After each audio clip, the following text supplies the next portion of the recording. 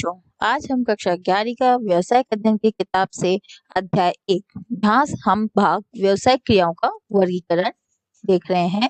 तो बेटा जी, व्यवसाय क्रियाओं के वर्गीकरण को हमने बांटा था यहाँ पे दो भागों में। जो पहला भाग था हमारा उद्योग और दूसरा भाग था हमारा वाणिज्य। जी हाँ, तो आज हम अपने उद्योग के भाग को पूरा करने जा रहे हैं। तो देखिए, सबसे पहले यहाँ पे हम पढ़ लेते हैं उद्योग को। उद्योग का आशय है, उद्योग से अभिप्राय उन आर्थिक क्रियाओं से है जिनका संबंध संसाधनों को उपयोगी वस्तुओं में परिवर्तित करना है। जी हाँ, संसाधन कौन से? दो प्रकार के, एक है आपके प्राकृतिक संसाधन और दूसरा है आपका मानवीय संसाधन। तो ऐसे संसाधनों को उपयोगी वस्तुओं में परिवर्तित करना उद्योग में शामिल है। उद्योग शब्द का प्रयोग उन क्रियाओं के लिए किया जाता है जिनमें यांत्रिक उपकरण एवं तकनीकी कौशल का प्रयोग होता है। जी हाँ, उद्योग के अंदर यांत्रिक उपकरण यानी कि मशीनें वगैरह होती है, साथ ही साथ तकनीकी कौशल यानी टेक्नोलॉजी का ज्ञान भी, टेक्नोलॉजी की स्किल भी होनी चाहिए। इनमें वस्तुओं का उत्पादन या प्रक्रिया तथा पशुओं के प्रजनन एवं पालन से संबंधित क्रियाएं शामिल है। यानी इसमें क्या किया जाता है, आपके वस्तुओं का उत्पादन भी आ जाता है और आपके पशुओं का प्रजनन एवं पशुओं का पालन भी आ जाता है। व्यापक अर्थ में उद्योग का अर्थ समान वस्तुओं या संबंधित वस्तुओं के उत्पादन में लगी इकाइयों के समूह से है। जी हाँ, कुल मिला के उद्योग का मतलब हम और क्या कह सकते हैं कि यदि जितनी भी फर्में जो कि उत्पादन कर रही है, कौन? जो आपकी फर्में है, एक फर्म हो, दो फर्म हो, ये जो उत्पादन कर रही है, ऐसे हमारी अर्थव्यवस्था में बहुत सारी फर्में होगी। तो ऐसी काफी सारी फर्मों को जब हम मिला देते हैं तो उन्हें सम्मिलित रूप से हम कहते हैं उद्योग। उदाहरण के लिए रुई या कपास से सूती वस्त्र आदि बनाने वाली जितनी भी इकाइयां होगी वो उद्योग में शामिल होती है। इन्हीं के समकक्ष बैंकिंग, बीमा आदि की सेवाएं भी उद्योग में कहलाती है। कहने के मतलब वस्तुओं के साथ साथ आपकी जो भी सेवाएं हैं, जैसे बैंकिंग है, बीमा है, आपके परिवहन है, संचार है, ये सारी सेवाएं भी आपकी इसमें शामिल है उद्योग में। तो हम कह सकते हैं उद्योग में हमारी वस्तुएं भी आ जाती है और हमारी सेवाएं भी सम्मिलित होती है। इसी के साथ उद्योगों को 3 व्यापक श्रेणियों में विभाजित किया गया है। जी हाँ, इसके बाद सिर्फ और सिर्फ उद्योग जिसमें वस्तु और सेवा सारी शामिल है, इनको फिर से 3 व्यापक श्रेणियों में हम विभाजित करते हैं। प्रथम श्रेणी है हमारी प्राथमिक उद्योग, द्वितीय श्रेणी है हमारी द्वितीयक या फिर माध्यमिक उद्योग और तृतीय श्रेणी है हमारी तृतीयक या फिर सेवा उद्योग। जी हाँ, यहाँ पे सेवा को हम तृतीयक उद्योग में शामिल करते हैं। तो चलिए एक एक करके हम पढ़ते जाते हैं। पहला है हमारा प्राथमिक उद्योग। इन उद्योगों में वह सभी क्रियाएं सम्मिलित है जिनका संबंध प्राकृतिक संसाधनों के, कैसे संसाधन? प्राकृतिक संसाधनों के खनन से एवं उत्पादन तथा पशु एवं वनस्पति के विकास से है। जी हाँ, पशु एवं वनस्पति के विकास से है। इन उद्योगों को पुनः इस प्रकार वर्गीकृत किया गया। यानी प्राथमिक उद्योग हम कहते किसे हैं? प्राथमिक उद्योग हम ऐसे कहते हैं जहाँ पे प्राकृतिक संसाधनों को या तो खनन किया जाता है या उनका उत्पादन किया जाता है। कहने का मतलब है जैसे किसान द्वारा कृषि कार्य करना या फिर हमने मछली को पाल लिया, मुर्गी को पाल लिया, ये सब हमारे पेड़ उगा दिए। तो इस तरीके के पशु, वनस्पति, खनन या फिर उत्पादन वाले जो उद्योग हैं जिसमें प्राकृतिक संसाधनों का प्रयोग किया गया है वो हमारे प्राथमिक उद्योग में आ जाते हैं। तो चलिए इन्हीं प्राथमिक उद्योगों को फिर से हम आगे विभाजित कर देते हैं। तो पहला है हमारा निष्कर्षण उद्योग।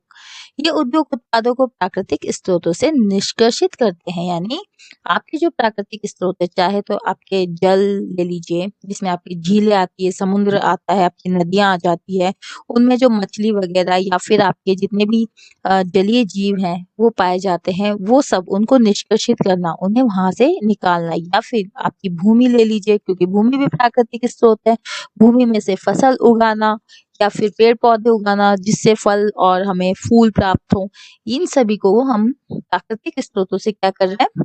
निकाल रहे हैं, निष्कर्षित कर रहे हैं। तो ये हमारे निष्कर्षण उद्योग में आ जाते हैं। इसी के साथ निष्कर्षण उद्योग आधारभूत कच्चे माल की आपूर्ति करते हैं जो प्राय भूमि से प्राप्त किए जाते हैं। इन उद्योगों के उत्पादों को दूसरे विनिर्माणी उद्योगों द्वारा बहुत सी उपयोगी वस्तुओं में परिवर्तित किया जाता है। अब यहाँ तो सबसे पहले हमने क्या किया? निष्कर्षित किया प्राकृतिक संसाधनों से, उसके बाद हमने इन्हें विनिर्माणी उद्योगों को सौंप दिया ताकि वहां पे ये उपयोगी वस्तुओं में परिवर्तित हो जाए। मुख्य निष्कर्षण उद्योगों में यहाँ उदाहरण आपको दिए गए हैं, जैसे खेती करना, प्राकृतिक संसाधन भूमि है, उससे हमने फसल उगाई तो खेती करना हमारा यहाँ पे आ जाता है। उत्खनन करना यानी कोई हमने खनिज निकाला है, धात्विक खनिज जो हम निकालते हैं भूमि में से, तो वो भी हम निष्कर्षित करते हैं, वो भी उत्खनन भी इसमें आ जाता है। इमारती लकड़ी के लिए अगर हम कोई पेड़ पौधे उगाते हैं, वो भी इसमें शामिल हो जाता है। इसी के साथ शिकार, यानी कि हम अगर शिकार करते हैं, हमें किसी जानवर की सींग चाहिए, खाल चाहिए, दांत चाहिए, तो इस तरीके से हम उनका शिकार करते हैं और वो भी हमें प्रकृति से मिलते हैं, तो ये भी आपका निष्कर्षण उद्योग में आ जाता है। इसी के साथ मछली पकड़ना, जी हाँ, हमने नदी में से, जल में से यहाँ से मछली को पकड़ा है, तो ये भी निष्कर्षण उद्योग में आ जाता है। इसके साथ है आपका जननिक उद्योग। जननिक उद्योग में इन उद्योगों का मुख्य कार्य पशु पक्षियों का प्रजनन एवं पालन या वनस्पति उगाना है। जी हाँ, इसमें हम क्या करते हैं, पशु और जो पक्षी हैं उनका प्रजनन करके उनकी जनसंख्या में वृद्धि करते हैं, उनका पालन करते हैं ताकि हमें उनसे अंडे प्राप्त हो सके, दूध प्राप्त हो सके, उनकी खाल प्राप्त हो सके। इसी के साथ साथ हम वनस्पतियों को भी इसमें उगाते हैं। इसके आगे ताकि इनका उपयोग आगे विभिन्न उत्पादों के लिए किया जा सके। जननिक उद्योग पौधों के प्रजनन के लिए बीज तथा पौधा संवर्धन यानी कि नर्सरी कंपनियां इसके विशेष उदाहरण है। जननिक उद्योग में आप नर्सरी का उदाहरण ले सकते हैं। यहाँ पे एक पेड़ से कई पेड़ बनाए जाते हैं, इस वजह से जो नर्सरी उद्योग है वो जननिक उद्योग में शामिल होता है। इसके विशेष उदाहरण है। इसके अतिरिक्त हम यहाँ पे पशु प्रजनन फार्म ले सकते हैं, इसके अलावा मुर्गी पालन ले सकते हैं, मछली पालन ले सकते हैं, ये सब हमारे जननिक उद्योग में शामिल है। उद्योग या फिर जिसे हम माध्यमिक उद्योग भी कहते हैं। इन उद्योगों में खनन उद्योगों द्वारा जो निष्कासित माल है उसको कच्चे माल के रूप में प्रयोग किया जाता है। जी हाँ, जो खनन उद्योग यानी कि जो प्राथमिक उद्योग में आता है, वहां से जो निष्कासित माल है यानी निष्कर्षण उद्योग में ये सम्मिलित है। जो निष्कासित यानी निकाला हुआ माल है प्राकृतिक संसाधनों से, वो जो हमें कच्चे माल के रूप में प्राप्त होता है, वो यहाँ पे काम आता है। इन उद्योगों द्वारा निर्मित माल या तो अंतिम उपभोग के लिए उपयोग लाया जाता है या दूसरे उद्योगों में आगे की प्रक्रिया में उपयोग किया जाता है। अब मान के चलिए ये प्राथमिक उद्योग है और ये आपका द्वितीयक उद्योग है, तो क्या होगा, प्राथमिक उद्योग से जितने भी संसाधनों द्वारा हमने माल निकाला है, कच्चा माल, वो इन उद्योगों में जाता है और यहाँ पे प्रक्रिया के द्वारा वो अंतिम उत्पाद बनता है और ये अंतिम उत्पाद बाद में या तो उपभोक्ता के पास जाता है या फिर किसी अन्य उपभोग में कच्चे माल के रूप में प्रयुक्त होता है। जैसे हम मान के चलते हैं, यहाँ पे हमने एक कपास का पौधा उगाया, यहाँ से कपास का पौधा हमने द्वितीयक उद्योग में भेजा और यहाँ पे उसका हमने कपड़ा बनाया। अब ये कपड़ा यहाँ पे निर्मित कपड़ा बनता है और उसको यहाँ पे खरीदा गया अन्य उद्योग के द्वारा, जो कि यहाँ पे कमीज बना रहा है, या हो सकता है हमने उस कपास का यहाँ पे कपड़ा बना के यहीं पे इस कपड़े को उपभोक्ता को बेच दिया है। तो देखिए, आप यहाँ तक बहुत अच्छे से समझ गए होंगे। अब इसके कुछ उदाहरण देखते हैं कि कच्चा लोहा खनन प्राथमिक उद्योग है, तो स्टील का निर्माण करना द्वितीयक या माध्यमिक उद्योग है। कच्चा लोहा हमने कहाँ से निकाला, हमारे प्राथमिक उद्योग से, और ये कच्चा लोहा बाद में जब स्टील में निर्मित हुआ है तो किसने निर्मित किया, द्वितीयक या हमारे माध्यमिक उद्योग में। अब माध्यमिक उद्योगों को आगे भी हम निम्न श्रेणियों में विभाजित करते हैं।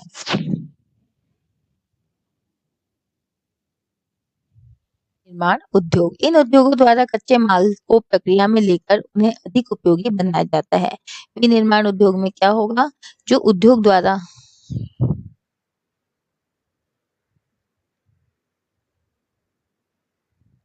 आगे है हमारा विनिर्माण उद्योग। जी हाँ, इन उद्योगों द्वारा कच्चे माल को प्रक्रिया में लेकर, किसमें, प्रक्रिया यानी प्रोसेसिंग में लेकर उन्हें अधिक उपयोगी बनाया जाता है।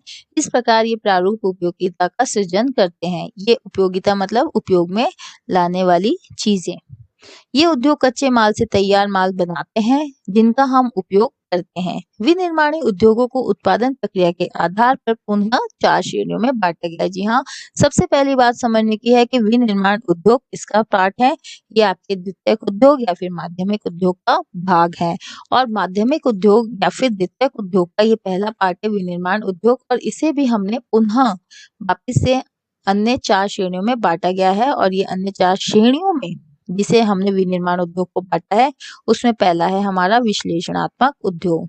ये उद्योग एक ही उत्पाद के विश्लेषण एवं पृथक्कीकरण द्वारा उत्पादित करते हैं। जैसे विश्लेषण, यानी नाम से स्पष्ट है, यहाँ पे विश्लेषण करना है और उन्हें अलग अलग स्तर पे पृथक करना है। लेकिन उत्पाद कैसा होगा? हमारा उत्पाद मात्र एक ही होगा।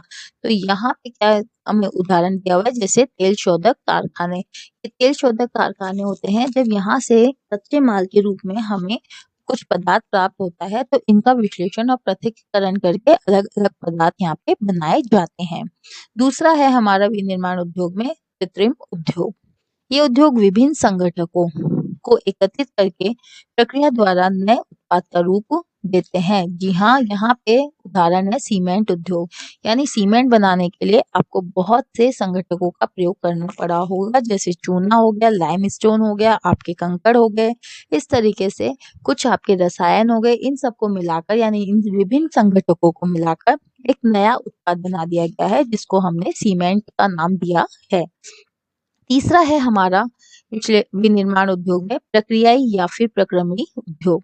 वह उद्योग जो पक्के माल के निर्माण के लिए विभिन्न क्रमिक चरणों से गुजरते हैं। जी हाँ, यहाँ पे पक्के माल का निर्माण हमको करना है और यहाँ पे विभिन्न क्रमिक, यानी स्टेप बाय स्टेप यहाँ पे क्रम से काम होता है और अंतिम उत्पाद प्राप्त होता है। इसके उदाहरण है आपकी चीनी उद्योग या फिर कागज उद्योग। जैसे मान के चलिए, हमने सबसे पहले गन्ना प्राप्त किया। गन्ना प्राप्त करने के बाद में उसे हमने कुछ प्रक्रियाओं से गुजारा और यहाँ पे हमने चीनी तैयार कर दी और चीनी तैयार करने के बाद में यहाँ पे हमने अंतिम उत्पाद बनाकर उसे उपभोक्ता को बेच दिया। इसी के बाद हमारा आता है अगला सम्मिलित उद्योग पे। सम्मिलित उद्योग, जी हाँ, सम्मिलित उद्योग में हमारा शामिल होता है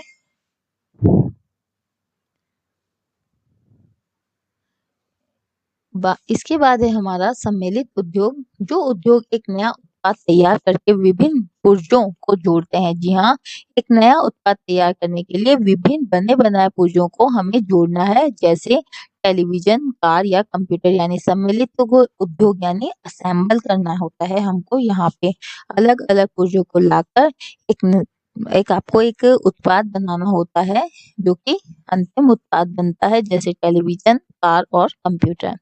इसके बाद आपका सेकंड आता है विनिर्माण उद्योग। एक उद्योग है और दूसरा उसका प्रकार हो गया आपका निर्माण उद्योग। जी हाँ, विनिर्माण उद्योग और निर्माण उद्योग दोनों ही आपके द्वितीयक या माध्यमिक उद्योगों के प्रकार हैं।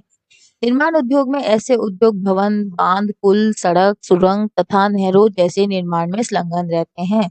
इन उद्योगों में अभियांत्रिकी यानी कि इंजीनियरिंग तथा वास्तुकलात्मक चातुर्य महत्वपूर्ण अंग होते हैं। जी हाँ, जितने भी ये निर्माण संबंधित कार्य हैं, ये सब निर्माणी उद्योग में आते हैं, जिसमें आपके इंजीनियरिंग से संबंधित और वास्तुकलात्मक चातुर्य अनिवार्य है। यानी आपको वास्तुकला का ज्ञान होना आवश्यक है। इसी के साथ में लास्ट उद्योग है हमारा तृतीयक या फिर सेवा उद्योग। इस प्रकार के उद्योग प्राथमिक या द्वितीयक उद्योगों को सहायक सेवाएं सुलभ कराने में संलग्न होते हैं। तो जी हाँ, इनमें जितनी भी वाणिज्य को लेकर सहायक सेवाएं आती है, वो आपकी तृतीयक उद्योग में आ जाती है। इसी वजह से इसे हम सेवा उद्योग भी कहते हैं। तथा व्यापारिक क्रियाकलापों को संपन्न कराते हैं। ये उद्योग सेवा सुविधा सुलभ कराते हैं। व्यवसाय क्रियाओं में ये उद्योग वाणिज्य के सहायक अंग समझे जाते हैं, क्योंकि ये उद्योग व्यापार की सहायता करते हैं। इस वर्ग में यातायात, जी हाँ, बिना यातायात के आपका व्यापार संभव नहीं है। अगर आपका माल इधर से उधर नहीं जाएगा, आपके पास कच्चा माल नहीं आएगा, आपका अंतिम उत्पाद उपभोक्ताओं तक नहीं पहुंचेगा, तो वो आपका व्यवसाय चलाना असंभव है। तो आपके ये सारे कार्य किसके द्वारा हो रहे हैं? यातायात के द्वारा। यहाँ पर दूसरा है आपका बैंकिंग। अगर आपके पास पूंजी का अभाव है, तो आप अपनी पूंजी और वित्त की सुविधा अपने बैंक से भी ले सकते हैं। ये भी आपके व्यवसाय में सहायता करता है। इसी के बाद जोखिम से बचाव के लिए आपको अपने व्यवसाय में बीमा कराना होता है। और माल और गोदाम, अगर आपके व्यवसाय में ज्यादा वस्तुओं का भंडार होना है, यानी आपको भंडारण की सुविधा उपलब्ध भी यहीं से होगी। इसी के साथ साथ दूरसंचार या फिर बोले तो संप्रेषण, यानी अगर आपको अपने माल के लिए कहीं पे भी पूछताछ करनी है, उत्पादक से पूछताछ करनी है, उपभोक्ताओं से पूछताछ करनी है, तो आपको संप्रेषण की सुविधा यहाँ पे प्रत्येक उद्योग में मिलती है। इसके साथ ही डिब्बा बंद संबंधी यानी कि पैकिंग की सुविधा और विज्ञापन यानी आपने जो वस्तु और सेवाएं निर्मित कर रहे हैं, आप उन्हें बेचना चाहते हैं, उसके लिए आपको उपभोक्ता तक उसकी सूचना पहुंचानी पड़ेगी और ये कार्य आपका करेगा यहाँ पे विज्ञापन। तो यहाँ पे हमारे उद्योगों के प्रकार समाप्त होते हैं। अगले भाग के अंदर हम वाणिज्य को पढ़ेंगे। तब तक के लिए धन्यवाद।